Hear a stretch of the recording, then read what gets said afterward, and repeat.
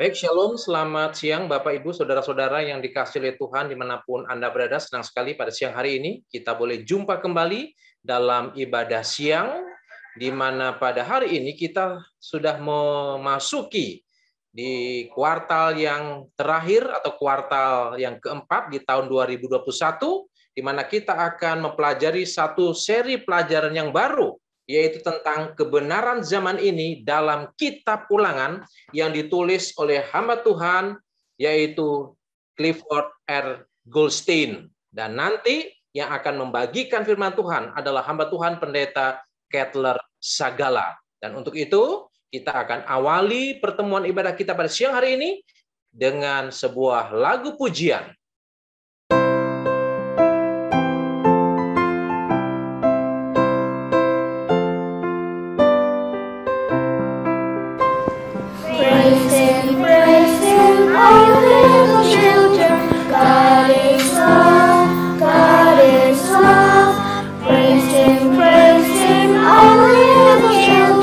God is love, God is love.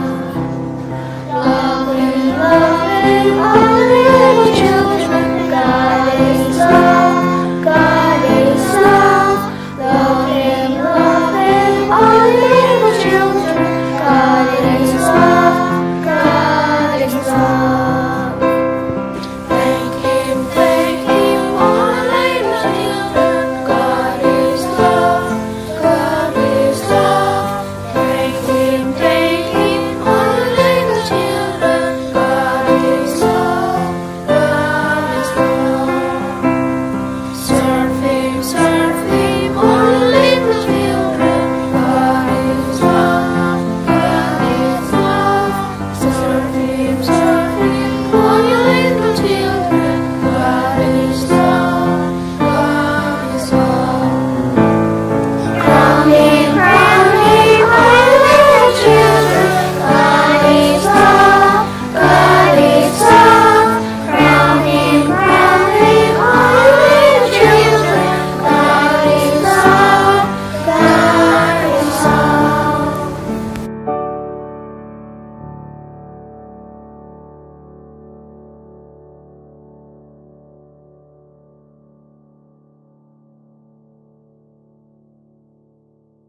Baik, kita akan sama-sama berdoa. Saya minta Bapak Ritonga untuk doa buka, Pak. Silakan, Pak Ritonga. Ya, kita bersatu dalam doa. Ya Tuhan Allah kami yang bersembah siang dan malam. Kami bersyukur, terima kasih Tuhan. Kalau kami pada hari pertama minggu ini Tuhan, hari Senin, kami kembali dapat mempelajari firman Tuhan.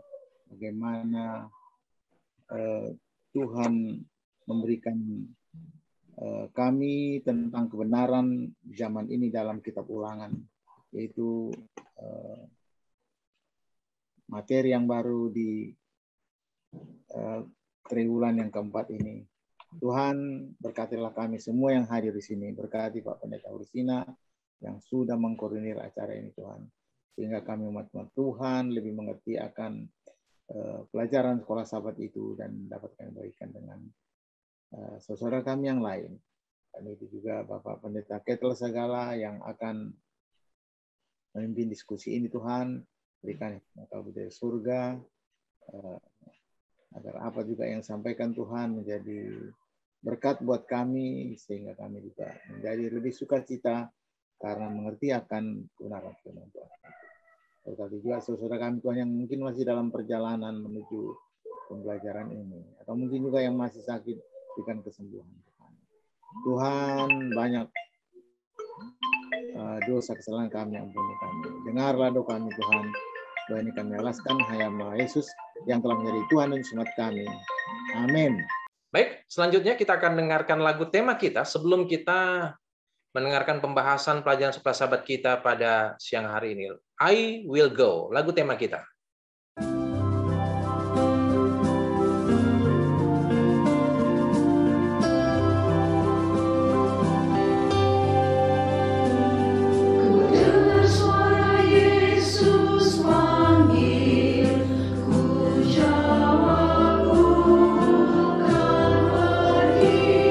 Kulihat jiwa yang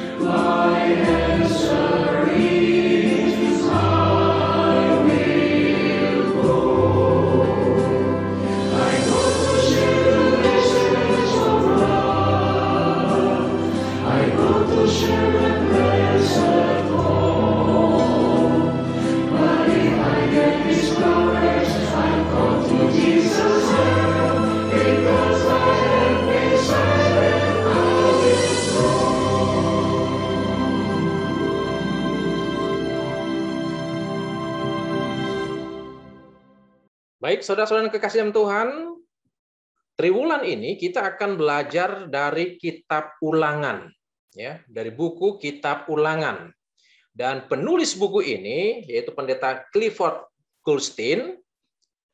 Dia berbicara tentang bagaimana hubungan kisah yang ditulis dalam kitab Ulangan, yaitu kitab yang kelima dari kitab yang terakhir dari buku yang ditulis oleh Musa atau Pentateuch, ya, di mana kata ulangan ini atau kitab Ulangan ini, ya, itu dari kata Latin yaitu Deuteronomium, ya, atau Deuteronomi, yang artinya adalah hukum kedua atau pengulangan hukum Taurat atau ringkasan pengulangan hukum Taurat.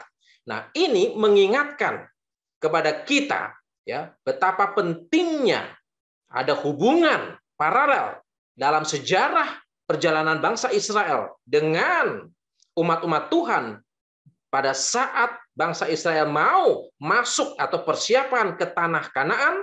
Demikian juga pada saat ini umat-umat Tuhan sedang berada di perbatasan persiapan kita untuk masuk ke tanah Kanaan Semawi. Jadi pentingnya kita belajar sejarah yang terjadi untuk menghadapi kedatangan Yesus yang kedua kali. Baik, selengkapnya Pendeta Sagala akan membahas pelajaran sekolah sahabat kita. Pelajaran pertama yaitu tentang pengantar kitab Ulangan. Silakan, Pendeta. Terima kasih. Selamat siang bagi kita semua. Selamat siang, Pendeta James Ursina. Telah memberikan kesempatan bagi saya boleh berbagi melalui pelajaran firman Tuhan, pelajaran sekolah sahabat kita untuk selama 1 minggu ini. Ini pelajaran yang baru pada triwulan yang baru, yang ditulis oleh Clifford, yang akan mengungkapkan bagi kita bagaimana kita membangun hubungan dengan Tuhan yang kuat.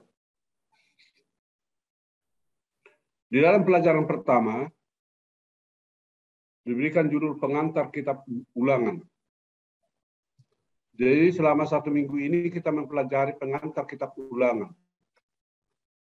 Kitab Ulangan juga disebut adalah merupakan kitab hukum yang kedua. Karena ada di sana Musa mengulangi kembali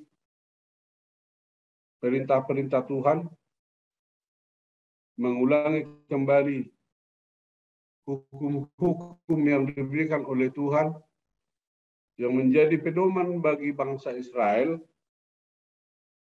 ketika mereka berada di perjalanan menuju tanah perjanjian. Ayat hafalan firman Tuhan ini untuk 1 minggu ini 1 Yohanes pasal 4 ayat 8. Barang siapa tidak mengasihi, ia tidak mengenal Allah. Sebab Allah adalah kasih. Pelajaran ini bersentral kepada Allah adalah kasih. 3 kata yang sangat terdiri dari 3 kata yang sangat mengandung arti yang berbeda, menjadi kekuatan yang pasti di dalam diri Allah itu sendiri, yaitu Allah adalah kasih. Allah adalah kasih. Merupakan sebuah kasih itu adalah merupakan sebuah manifestasi dari kasih, tetapi bahwa Allah adalah kasih, sebagaimana kasih adalah inti dari identitas Allah.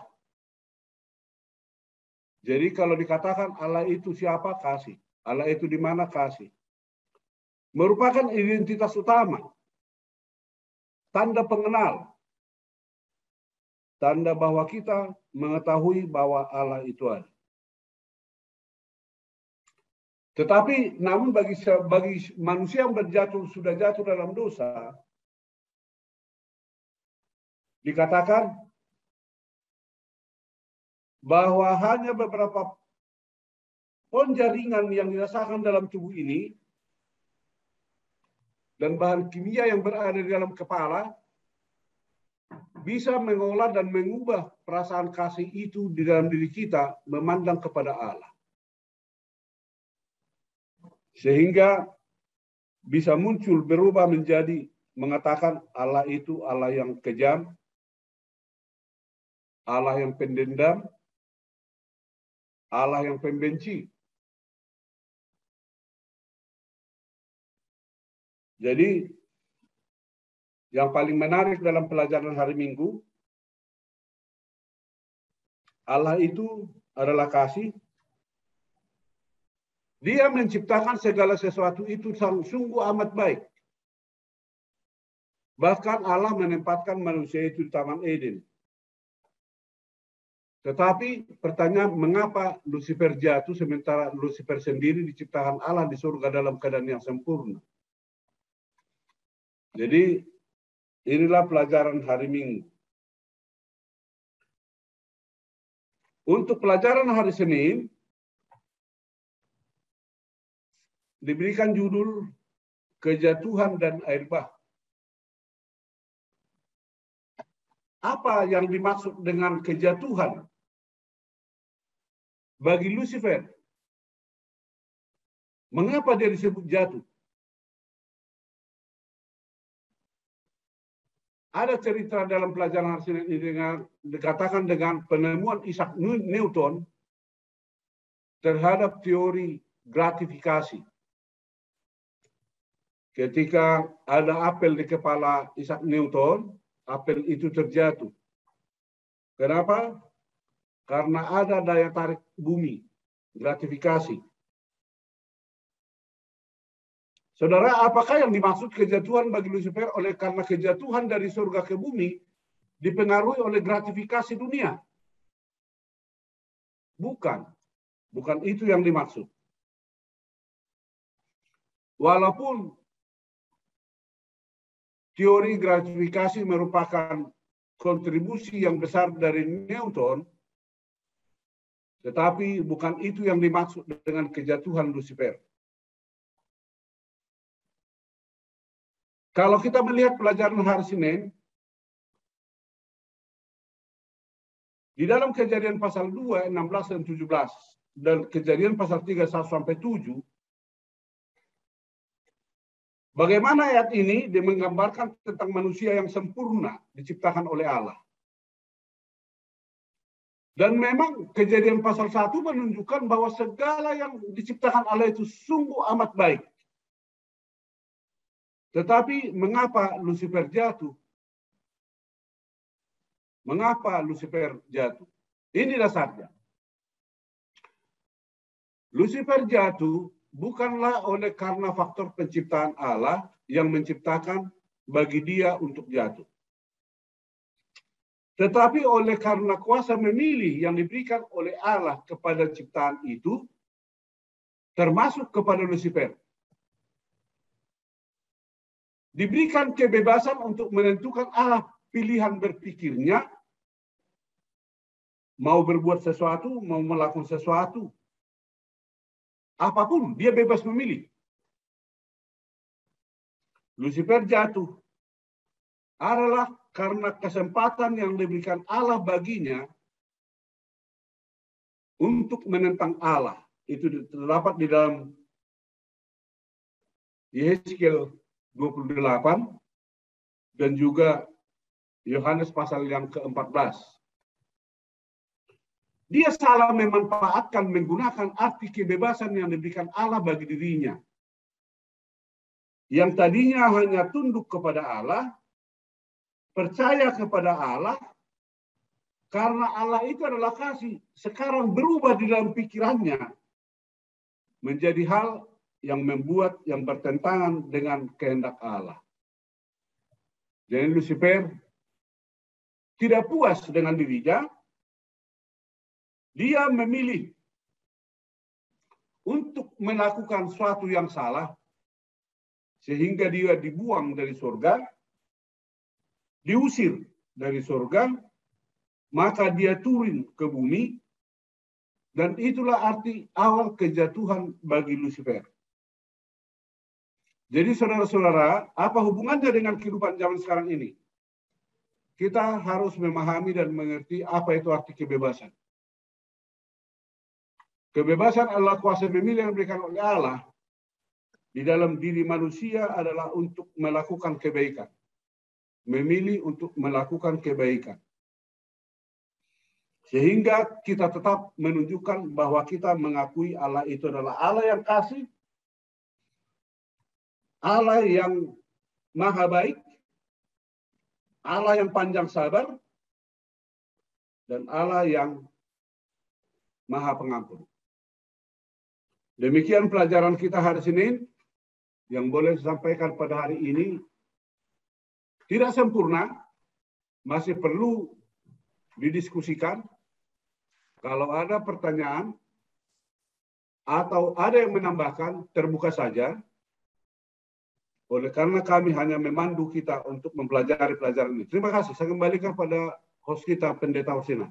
Baik, terima kasih Pendeta Sagala yang sudah memberikan rangkuman inti daripada pelajaran sekolah sahabat kita di hari Minggu dan di hari yang kedua atau hari Senin. Nah, jika Bapak Ibu ada pertanyaan berkaitan dengan pelajaran sekolah sahabat kita, silakan tulis di ruang chat. Nanti narasumber kita akan menjawab pertanyaan-pertanyaan dari Bapak Ibu sekalian. Oke, untuk mengawali ada pertanyaan begini, Pendeta.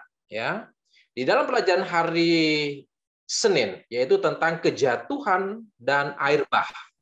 Ya, kita tahu bahwa yang jatuh pertama kali adalah Lucifer.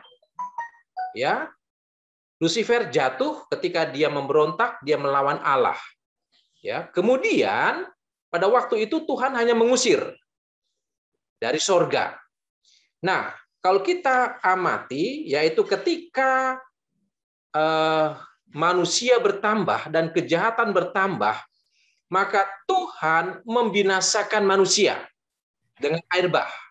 Yang menjadi pertanyaan adalah, kenapa pada waktu Lucifer jatuh dalam dosa tidak langsung dibinasakan? Seperti orang-orang pada zaman Nuh, langsung dibinasakan oleh Tuhan. Nah, jadi pertanyaan adalah kenapa pada waktu itu Lucifer tidak langsung dibinasakan saja sehingga tidak ada masalah dosa di kemudian hari. Ya, sama seperti ketika Tuhan membinasakan orang-orang pada zaman Nuh. Nah, kira-kira bagaimana ini korelasinya ya antara Lucifer yang jatuh dengan manusia yang jatuh pada waktu itu. Baik, terima kasih. Silakan Pendeta Sagala bisa memberikan jawaban atas pertanyaan itu. Silakan Pendeta. Inti pertanyaannya, mengapa begitu Lucifer jatuh dalam dosa tidak langsung dibinasakan? Iya. Itu pertanyaan intinya ya, kesimpulan pertanyaan itu. Termasuk juga supaya dosa itu tidak menjalar kemana-mana. Memang saya juga bertanya seperti itu. Tapi disitulah saya temukan jawaban bahwa Allah menciptakan manusia itu dengan kasih. Allah itu menciptakan manusia dengan kasih. Allah yang maha pengasih itu menjadikan manusia yang bukan menjadi manusia robot, yang hanya menurut saja. Penurutan dan penolakan adalah atas dasar pilihan yang diberikan di dalam diri manusia oleh karena kebebasan berpikir untuk menentukan sesuatu yang baik dalam dirinya. Itulah dasar kasih yang diberikan Allah dalam penciptaan manusia. Kalau Allah itu bukan didasari dengan kasih, maka dia akan menjadi Allah yang otoriter. Manusia harus tunduk kepada Allah. Ciptaan harus tunduk kepada dia. Tetapi Allah mau kita mengasihi dia oleh karena kita mengasihi dia. Allah mau kita tunduk kepada dia oleh karena kita merasakan kasihnya. Allah mau kita tunduk kepada Dia oleh karena kasihnya sepanjang masa. Kalau Allah itu menjadi Allah yang otoriter, Dia bukan Allah yang maha pengasih. Dia bukan menjadi Allah yang panjang sabar. Allah yang penuh dengan belas kasihan. Jadi oleh karena Allah itu Allah yang penuh belas kasihan, panjang sabar, maha pengasih, maka Dia tidak membinasakan manusia atau Lucifer ketika dia telah berdosa. Namun Allah tetap memberikan kesempatan bagi manusia supaya dapat menemukan kembali untuk datang kepada Tuhan dan hidup di dalam kasih yang diberikan Allah itu dalam diri itu. Demikian jawaban saya, Pendeta Hursina. Ya, baik. Terima kasih, Pendeta Sagala ya. Jadi pada intinya, pada dasarnya bahwa Allah itu kasih, Allah memberikan kesempatan kepada Lucifer untuk bertobat ya, untuk kembali. Ya, oke. Baik, berikutnya ini ada pertanyaan dari Bapak Ganda Silalahi. Terima kasih Pak Ganda yang sangat aktif memberikan pertanyaan-pertanyaan berkaitan dengan pelajaran sekolah sahabat kita. Baik, pertanyaan demikian, Pendeta Sagala. Pelajaran hari Minggu sesuai konsep Ulangan 6 ayat 5 dan Markus 12 ayat 30 bahwa Allah mengasihi Tuhan dengan 3 hal, yaitu segenap hati, segenap jiwa, segenap kekuatan secara logika, meskinya umat Allah sudah sesuai hidupnya dengan hukum Allah. Sementara kesenangan atau sukacita dan duka cita sering mengalahkan 3 hal di atas. Seakan-akan sukacita maupun duka cita di atas segalanya itu, Pertanyaannya, kenapa demikian dan apa yang harus dilakukan segera saat keadaan terjadi bagi umat Allah? Nah, ini pertanyaan dari Bapak Ganda Silalahi. Silakan, Pendeta Sagala. Mengasihi Allah dengan 3 hal. Segenap hati, segenap jiwa, segenap kekuatan. Itu betul. Tapi saya mau tambahkan. Mengasihi Allah di dalam segala keadaan. Saya tambahkan itu. Mengapa diminta 3 hal itu? Segenap hati. Hati itu di mana? Dalam segala keadaan, dalam segala situasi. Seperti apa pun dihadapi oleh orang, tetap kasih itu.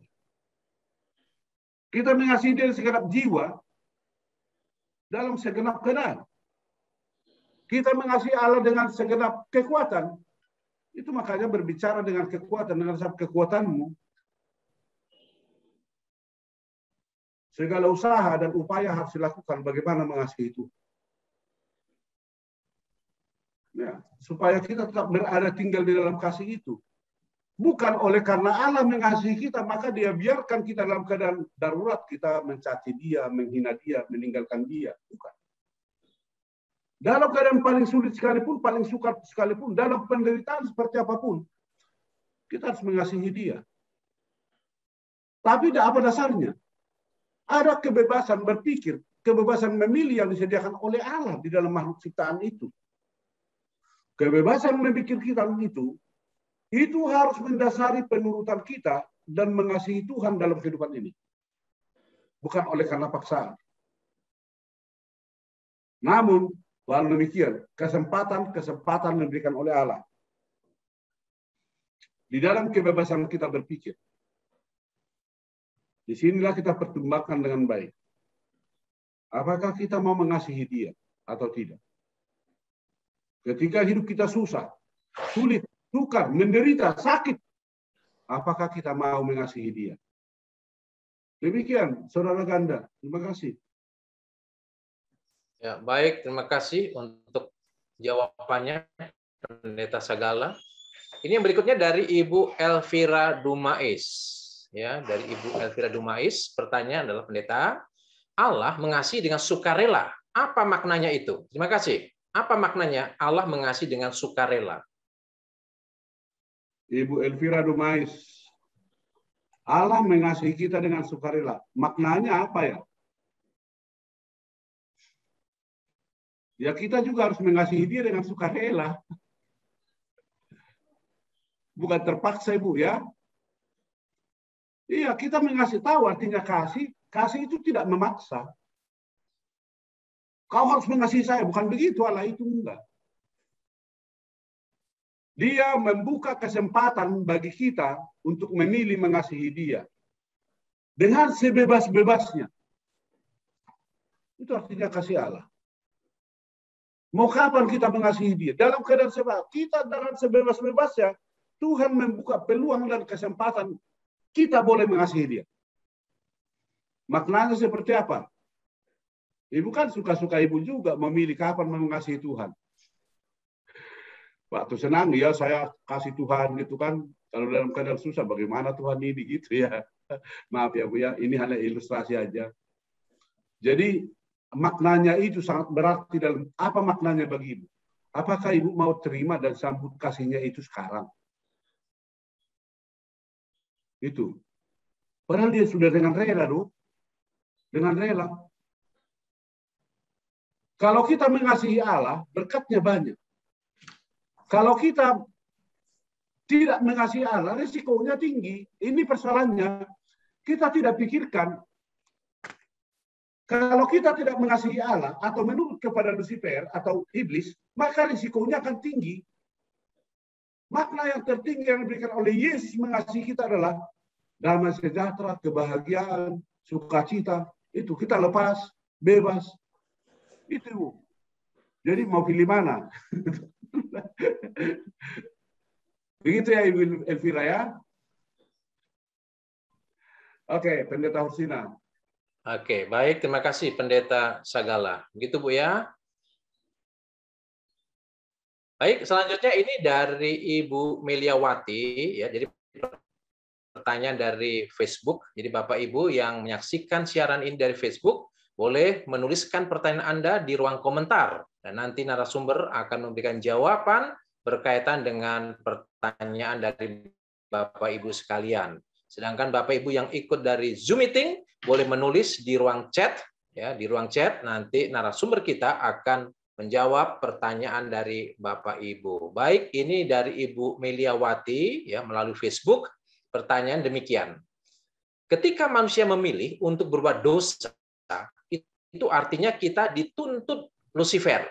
Tapi ketika Lucifer memilih untuk berdosa, menentang Allah, berasal dari manakah atau dari atas tuntunan siapa Lucifer berbuat dosa? Nah, ini berkaitan dengan Lucifer ya. Silakan Pendeta Sagala menjawab pertanyaan dari Ibu Meliawati. Silakan. Jadi Lucifer ini adalah contoh yang real dalam kehidupan ini. Bahwa Allah itu Allah yang penuh kasih. Menciptakan manusia yang akan menerima kasih. Menciptakan Lucifer. Lucifer juga kan diciptakan oleh Allah ya. Apakah Allah menciptakan Lucifer juga dengan berdasarkan kasihnya? Iya. Iya. Siapa yang menuntut Lucifer berdosa? Kalau kita berdosa dituntut oleh Lucifer. Kalau Lucifer siapa yang menuntut? Nah ini pertanyaannya. Kalau kita baca dalam Yesus pasal 28,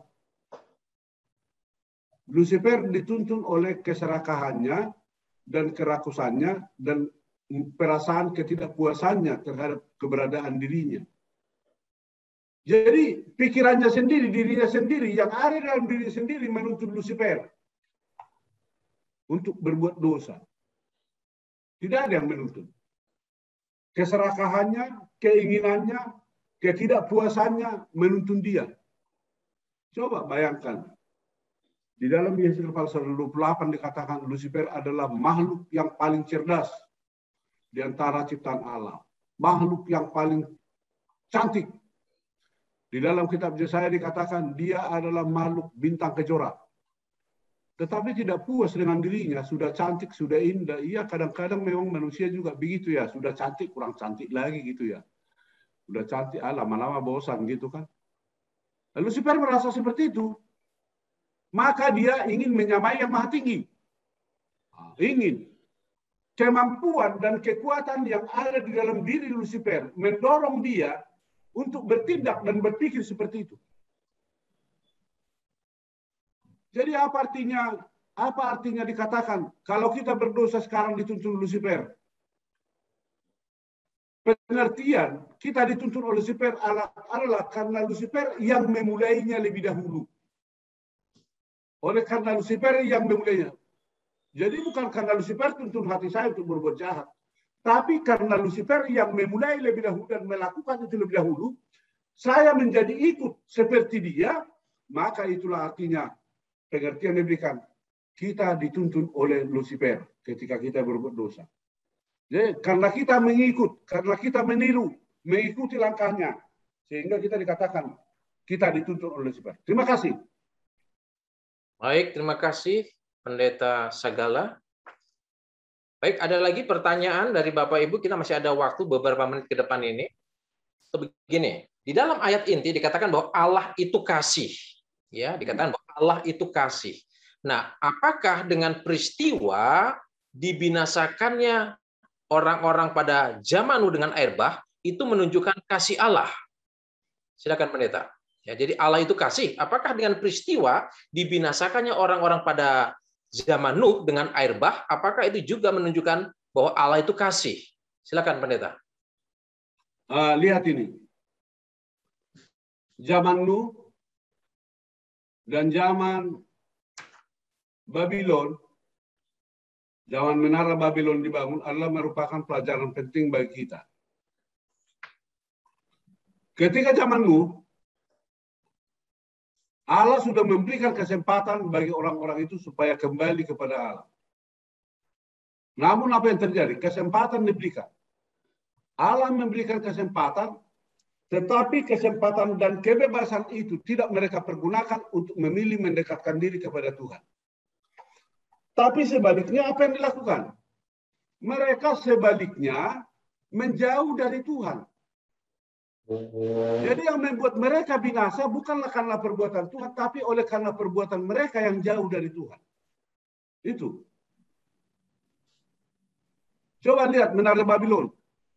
Ketika Nimrod membangun menara Babel, di dalam Kejadian pasal 11, apa yang terjadi? Mereka malah memberontak. Mereka menentang yang Maha Kuasa. Mereka semakin jauh dari Tuhan. Apa yang dilakukan Tuhan?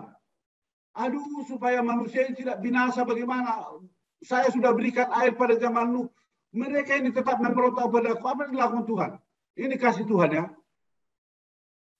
Allah sengaja menyerahkan mereka. Allah sengaja membuat bahasa mereka, mengacaukan bahasa mereka. Apa tujuannya Allah mengacaukan bahasa mereka?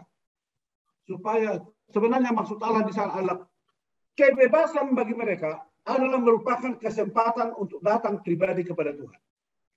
Tapi apa terjadi? Tetap mereka semakin menjauh dari Tuhan. Semakin berdosa terhadap Tuhan. Mereka mendirikan menara yang tinggi, yang menjulang ke langit. Hal yang tidak mungkin mereka mau lakukan. Itu yang terjadi pada saat itu. Jadi saudara-saudara dikasih oleh Tuhan, Allah juga mengasihi manusia sehingga kasih Allah itu juga dapat membuat orang menjadi apa? Binasa. Apa yang membuat mereka binasa? Karena mereka memilih semakin jauh, semakin jauh, semakin jauh dari Tuhan. Begitu. Ya. Terima kasih.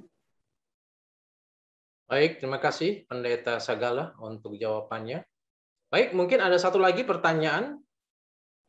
Sebenarnya tadi jawaban pendeta tuh saya kurang puas sebenarnya. Kenapa? Apa yang kurang puas? Pertanyaan sebenarnya adalah ya kurang puas. Masalahnya kenapa?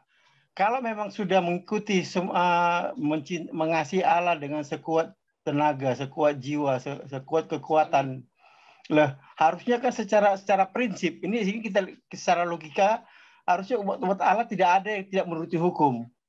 Kan ya. Itu. Ya. Tapi kenyataannya banyak umat Tuhan yang ada yang murtad, ada yang selingkuh, ada yang cerai. Kan itu Pak masalahnya pertanyaan saya. Ya, itu pertanyaan. Benar itu. Maka saya katakan mengasihi Tuhan dalam segala keadaan. Apakah orang itu sudah mengasihi Tuhan dalam segala keadaan? Masih sakit kepala. Contoh ini ya, misalnya. Masa hanya sakit kepala, dia sudah berontak kepada Tuhan. Apa itu sudah sekuat tenaga? Apakah dia sudah mengeluarkan tenaga, menggunakan kemampuan dan kesanggupannya secara maksimal dalam keadaan yang paling sulit sekalipun dalam hidupnya? Itu sekuat tenaga itu. Apakah dia sudah mengerahkan kekuatannya, segenap jiwanya benar-benar mengasihi Tuhan? Kalau dia sudah dituntun dalam penderitaan dan kesulitan yang paling sulit sekali. Ya, sekarang gini pendeta, kan sama aja pertanyaan saya. Kenapa dengan pertanyaan yang klasik itu? Kenapa Lucifer jatuh dalam dosa padahal dia manusia, malaikat paling sempurna, apalagi manusia yang tidak sempurna, gitu loh. Nah, yang kita contoh dari Lucifer adalah ketidakmampuannya menggunakan kebebasan memilih yang diberikan oleh Allah. Apakah kita boleh tidak mengikut Lucifer? Boleh. Karena kita menggunakan kebebasan memilih yang diberikan oleh Allah bagi kita dengan sekuat tenaga kita untuk tidak memilih melakukan dosa. Itu. Jadi bagaimana cara Lucifer menuntut kita? Sebenarnya bukan Lucifer yang menuntut. Kita mengikut dia. Pengertiannya diberikan terjemahannya, kita dituntut oleh Lucifer. Tapi kita mengikut Lucifer. Apakah boleh manusia dengan sekuat tenaga? Ya, memang manusia itu belum melakukan itu dengan sekuat tenaga. Apakah manusia sudah melakukan? Tidak. Kalau kita dengan sekuat tenaga kita bisa. Walaupun Allah yang menyanggupan kita untuk melakukan itu. Bisa. Bisakah kita tidak mengumpat Allah ketika kaki saya sakit misalnya? Wah, kaki sakit saya. Aduh Tuhan, macam mana ini Tuhan? Udah gitu kita kan. Baru hanya kaki yang sakit. Ya. Jadi itu. Jadi sepertinya Lucifer menuntut, tapi pikiran kita tertuntut untuk mengikuti cara yang dilakukan Lucifer. Sebenarnya apakah Lucifer bebas memilih untuk melakukan itu? Tidak, bebas. Itu. Jadi kita berbicara tentang kebebasan yang diberikan oleh Allah bagi kita. Di dalam setiap kesempatan kebebasan itu dapat kita gunakan. Dapat kita gunakan. Walaupun Allah yang menyanggupan kita untuk itu, tapi untuk memohon kuasa Allah untuk menyanggupan kita melewati pencobaan yang sangat besar itu ada. Ada kan kebebasan. Mau pilih kita mengikut Tuhan atau mau ikut seperti Lucifer. Begitu. Jadi memang manusia belum ada yang sekuat tenaga. Belum. Begitu ya. Jadi kalau seandainya manusia jatuh, apa solusinya? Seandainya Yesus manusia jatuh, ada solusinya, ada. Yesus ada menjadi solusinya, tapi pembahasan kita belum sampai ke sana sekarang kan. Ya, baik. Ini masih memulai ini permulaan kita pulangan ini kan. Jangan dulu langsung kita pergi pada kesimpulan, masih permulaan kita pulangan.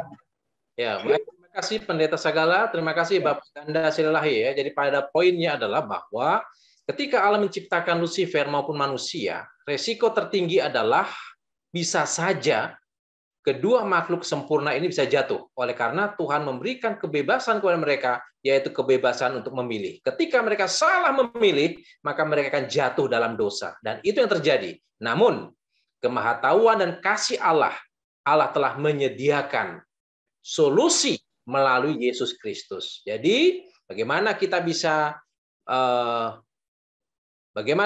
memilih yang terbaik adalah ketika kita serahkan hati kita kepada Allah. Dengan segenap hati kita, segenap kekuatan kita, dengan segenap akal pikiran kita, maka kita akan dapat menentukan dan memilih yang terbaik, yang benar, sesuai dengan firman Tuhan. Baik, Bapak Ibu, terima kasih untuk diskusi kita, pelajaran suka sahabat kita pada siang hari ini. Sebelum kita mengakhiri diskusi kita, silakan Pendeta Sagala untuk memberikan closing statement untuk mengakhiri diskusi kita. Silakan, Pendeta. Terima kasih. Kitab Ulangan adalah kitab yang sangat menarik untuk kita pelajari. Membuka pikiran kita, mata rohani kita dalam rencana Allah dalam hidup kita. Rencana Allah yang penuh kasih itu yang akan menuntun kita. Ada kebebasan diberikan Allah dalam diri kita. Merupakan hak prerogatif yang diberikan oleh Allah. Kita dapat gunakan itu kepada hal apa saja. Tapi saya menghimbau kita supaya memilih untuk tunduk kepada Allah, mengikuti perintah Allah, supaya kita tetap berada dalam kasih-Nya. Tunduk kepada Allah, mengikuti perintah Allah, itulah menunjukkan bahwa kita mengasihi Tuhan di dalam kehidupan kita. Tuhan Yesus memberkati kita semua. Amin. Amin. Baik, terima kasih Pendeta Sagala. Kita akan dengarkan lagu penutup untuk ibadah kita pada siang hari ini. Dan nanti doa tutup adalah Pendeta Kettler Sagala.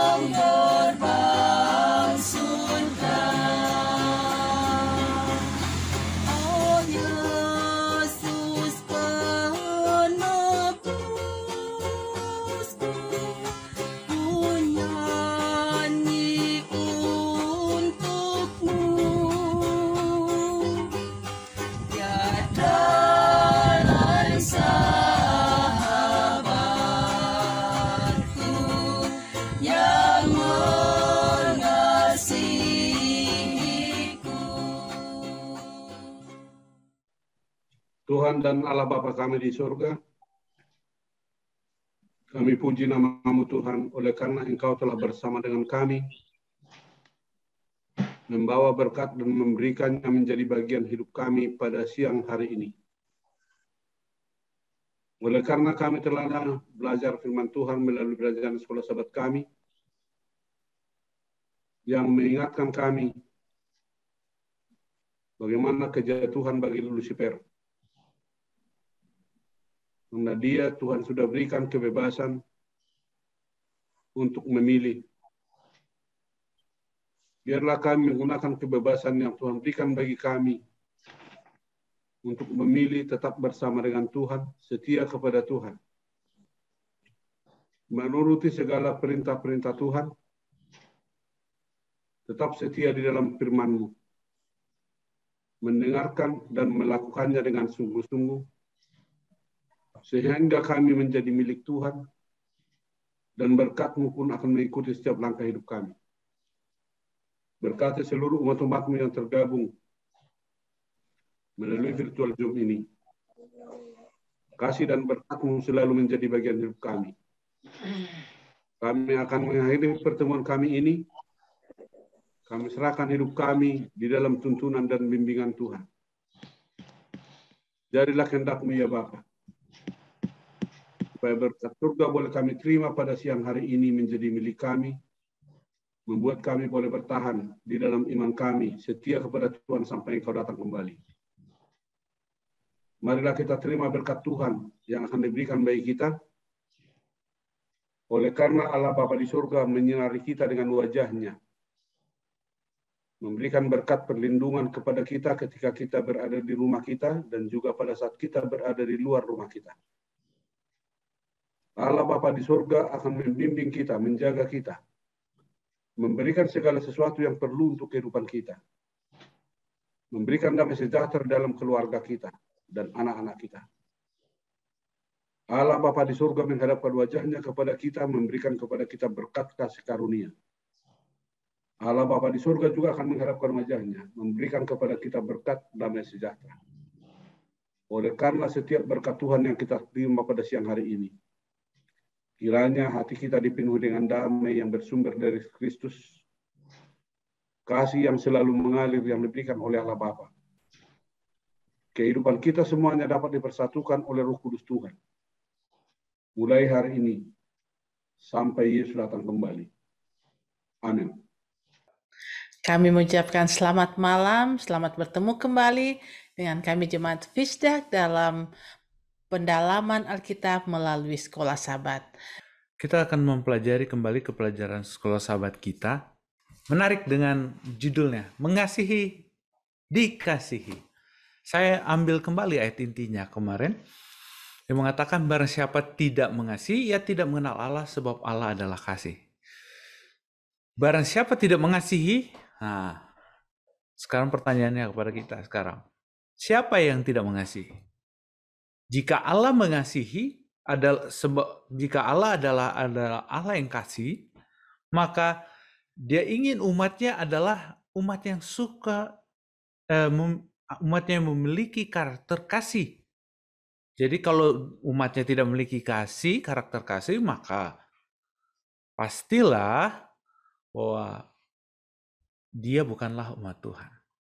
Dia hanyalah orang yang mengaku umat Tuhan, pengikut Kristus. Tapi kalau dia tidak memiliki karakter kasih, dia bukanlah umat Tuhan.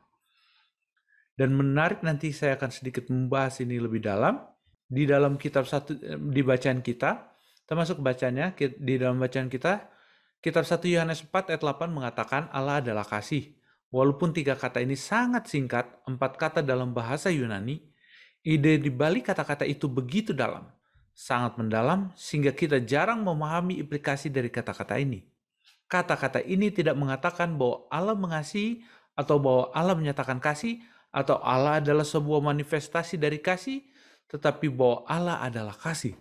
Adalah kasih sebagaimana kasih adalah inti dari identitas Allah itu sendiri, sebagai manusia yang sudah jatuh dengan hanya beberapa pon jaringan dan bahan kimia di kepala kita yang dapat digunakan untuk memahami kenyataan kita sebenarnya tidaklah sanggup untuk memahami kepenuhan, memahami sepenuhnya apa sesungguhnya Allah adalah kasih.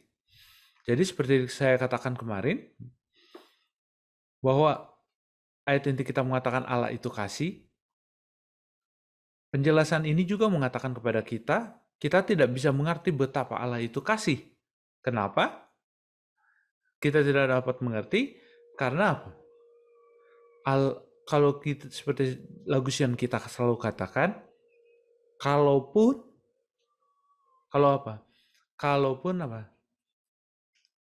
air laut menjadi air menjadi tinta, dan juga laut jadi tinta, dan juga langit jadi kertas, dan pena menjadi jadi rumput jadi pena, dan manusia menjadi sepenulis. Apa yang terjadi? Lautan akan kering, dan langit tidak dapat memuatkan. Bagaimana kita bisa mengerti Allah itu kasih? Karena begitu besar kasih Allah itu. Makanya selalu saya katakan bahwa Allah itu begitu besar kasihnya, kita akan semakin mendalam mempelajari pada saat kita di surga. Jadi saat ini kita hanya mengetahui betapa begitu kasihnya Allah itu kepada kita. Pengorbanannya luar biasa. Kita belum mengasihi dia, dia sudah mengasihi kita terlebih dahulu.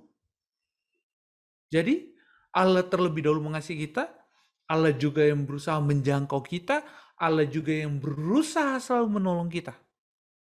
Begitu besar kasih Allah itu. Tanpa kita datang kepada dia, dia sudah datang terlebih dahulu kepada kita. Tanpa kita meminta kepada dia, dia sudah memberikan kepada kita kepenuhan. Begitu besar kasih Allah itu sehingga kita dapat sangat sulit mengerti kasih Allah itu. Tetapi sekarang kita bisa tentu saja cukup mengerti untuk mengetahui bahwa hal itu adalah kabar yang sangat baik. Jika gantinya Allah adalah kasih yang dikatakan Allah adalah benci, atau Allah adalah dendam, atau Allah adalah acuh tak acuh, maka pernyataan tentang dia menjadi sesuatu yang mengkhawatirkan. Ya, sangat mengkhawatirkan kalau Allah itu adalah Allah yang benci, Allah yang dendam, dan Allah yang acuh tak acuh. Kenapa seperti saya katakan kemarin, bahwa jika Allah baru sedikit saja Allah menarik perlindungan dari bangsa Israel, apa yang terjadi? Seluruh bangsa-bangsa dapat menyerang bangsa Israel, dan mereka bisa jadi dalam genggaman bangsa-bangsa lain. Hanya sedikit dia angkat perlindungannya. Dan apa yang terjadi? Kalau Allah melindungi memang sepenuhnya, perlindungan Tuhan tetap ada di dalam mereka, dalam bangsa Israel, apa yang terjadi? Seperti saya selalu katakan, sangat-sangat ajaib. Pada saat hari Selasa dan hari Rabu ini, orang Yahudi akan merayakan sebuah perayaan, yaitu Hari Raya Pondok Daun-Daunan. Kalau saudara ketahui, kalau dalam tradisi bangsa Israel atau orang Yahudi, Hari Raya Pondok Daun-Daunan itu mereka akan adakan berada di mana? Ada di kebun. Mereka akan berada di kebun, dan rumah mereka tidak ada yang jaga.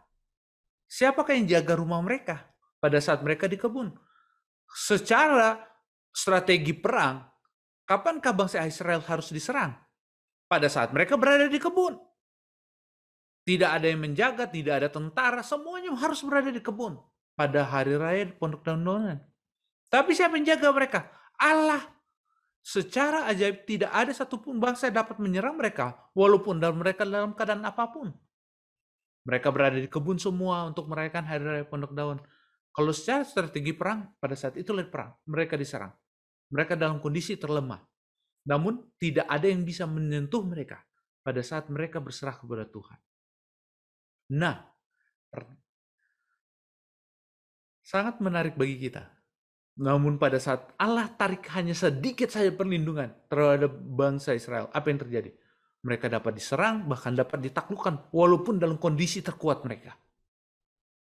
Nah, apa artinya? Tanpa Allah, bangsa Israel itu tidak ada artinya. Apalagi kita, saudara. Apalagi kita ini. Apalagi kita. Jika Allah itu adalah Allah yang benci, Allah pendendam, apa yang terjadi? Binasalah kita. Apalagi sampai Allah itu adalah acuh tak acuh terhadap kita. Apa yang terjadi? Langit ini, kalau kita pelajari semuanya, struktur bumi ini, apa yang terjadi? Allah, kalau Allah tarik, jadi Allah itu adalah Allah yang acuh tak acuh, hancur bumi ini sebentar. Ini masih adalah karena kasih Tuhan kepada kita untuk melindungi dunia ini. Pendeta Rantung pernah khotbah bagaimana meteor itu jatuh di satu tempat hutan yang jauh dan namun mengakibatkan begitu besar lubang. Andaikan itu jatuh di kota-kota besar, apa yang jadi? Binasa. Itu karena masih kasih Allah, perlindungan Allah kepada kita semua. Seringkali dunia ini dalam keadaan apa? Terancam. Bahkan berapa banyak meteor yang akan masuk ke bumi ini. Kalau Tuhan tidak melindungi bumi ini, habis kita semua. Tapi beruntunglah kita. Kita bukan memiliki Allah yang acuh-acuh atau acuh tak acuh, melainkan Allah yang penuh kasih. Bukan Allah yang dendam atau Allah yang benci, tapi Allah yang mengasihi kita.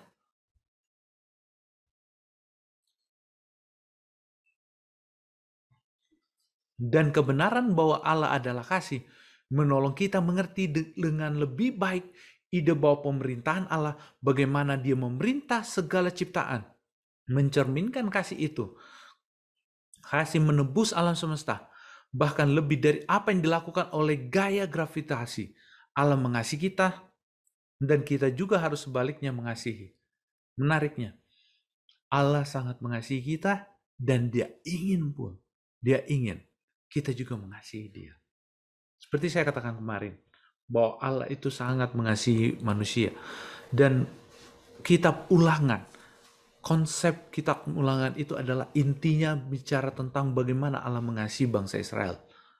Hal yang sama, Allah juga mengasihi kita semua. Dan Dia ingin.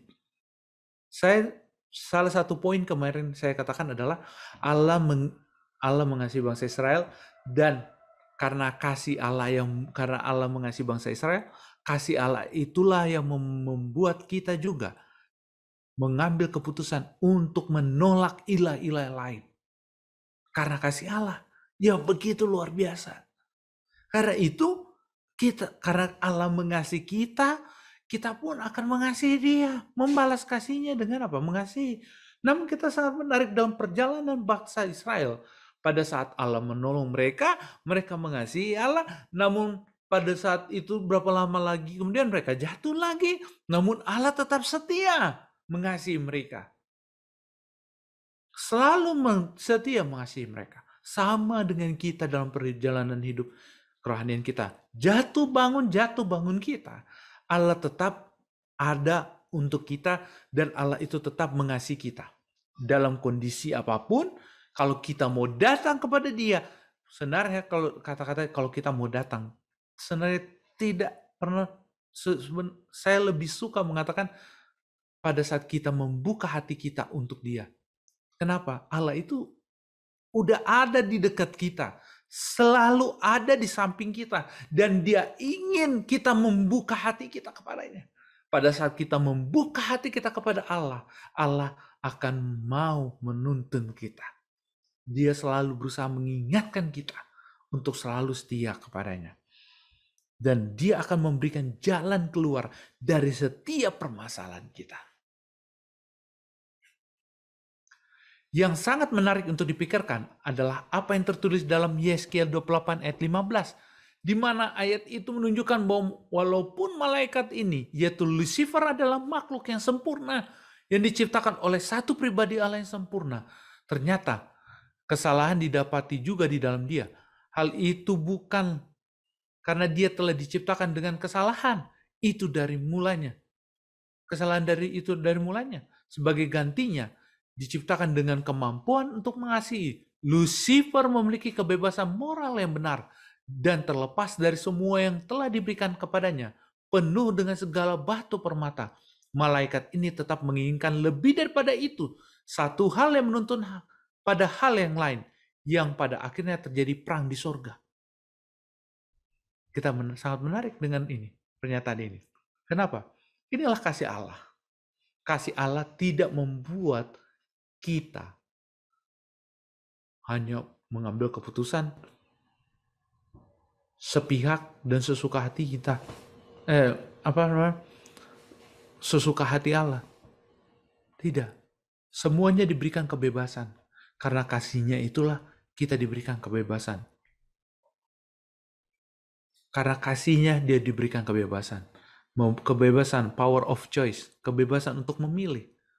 Kepada manusia diberikan power of choice. Kepada Lucifer pun. Kepada seluruh para malaikat. Semua ciptaannya diberikan power of choice. Untuk memilih. Namun mereka melihat siapa yang mengasihi mereka. Allah mengasihi Lucifer, tapi Lucifer memilih untuk tidak mengasihi dia. Allah mengasihi Adam dan Hawa, tapi Adam dan Hawa lebih memilih percaya terhadap tipu muslihat Lucifer. Menarik begini semua. Tapi apakah Allah tidak mengasihi Lucifer walaupun jahat? Mengasihi. Tapi dia tetap memilih untuk memberontak. Sama dan Adam dan Hawa, apakah Allah tahu Adam dan Hawa memberontak? Apakah Allah tidak mengasihi Adam dan Hawa? Allah mengasihi. Tapi Adam dan Hawa memilih untuk jauh daripada Tuhan. Dan pada akhirnya menyadari bahwa kesalahan demi kesalahan yang dia buat itu. Menyadari dan dia kembali kepada Tuhan. Apakah Tuhan tidak menerima lagi Adam dan Hawa setelah jatuh dalam dosa? Dia terima. Dan dia mau mati untuk Adam dan Hawa. Dia juga mau mati untuk siapapun yang mau bertobat. Yang mau datang kepadanya. Yang mau membuka hatinya saat ini. Untuk Kristus. Dia sudah mati untuk itu. Kita bisa buktikan dalam kitab Ulangan betapa Allah mengasihi bangsa Israel dan mengasihi kita. Bila kita melihat semua tema di kitab Ulangan, maka kita mendapati semuanya berlandasan atas kasih Allah. Yang pertama, ini adalah khotbah. Sebenarnya kita harus tahu dari kemarin saya katakan bahwa ini kitab Ulangan ini adalah khotbah Musa. Dibagi atas 4 bagian. Yang pertama, Musa ingin bangsa Israel mengingat kasih Allah yang Allah sudah perbuat kepada bangsa Israel. Itu kita bisa lihat di dalam Ulangan 1 ayat 1 sampai Ulangan 4 ayat 43. Ini akan kita lihat cerita bagaimana Allah sudah melindungi bangsa Israel, menjaga kesetiaan Allah kepada bangsa Israel, mengasihi bangsa Israel. Jika Allah begitu setia kepada bangsa Israel, mengasihi bangsa Israel, melindungi bangsa Israel, walaupun dengan pemberontakan dan pemberontakan yang bangsa Israel buat pada saat di padang gurun, Allah tetap mengasihi bangsa Israel. Musa berkhotbah pada saat itu. Dia mengatakan, Allah begitu mengasihi kita semua. Sama hal juga yang kedua. Ini adalah khotbah yang kedua yang Musa berikan. Khotbah yang pertama, dia ingin bangsa Israel mengingat bahwa apa yang kasih Allah yang telah Allah perbuat kepada mereka. Yang kedua, khotbah Musa yang kedua adalah supaya Musa ingin bangsa Israel mengerti, bukan hanya mengingat. Kalau kita ingat kata mengingat itu, kata remember itu ingat apa? Hari Sabat. Kalau mengingat dan diingat itu kasih Allah, mengingat bagaimana Allah mengasihi kita. Dan kalau kita mengingat kasih Allah itu, maka kita harus mengingat apa? Sabat yang telah Allah berikan kepada kita. Maka yang kedua, Musa juga ingin bangsa Israel bukan hanya mengingat, tapi mengerti betapa besar kasih Allah itu kepada mereka. Ulangan 4 ayat 44 sampai Ulangan 29 ayat 1. Terus yang ketiga, tadi pertama mengingat, mengerti, Musa juga ingin bangsa Israel percaya kepada Allah. Karena Allah mengasihi mereka. Ulangan 29 ayat 2 sampai Ulangan 30 ayat 20.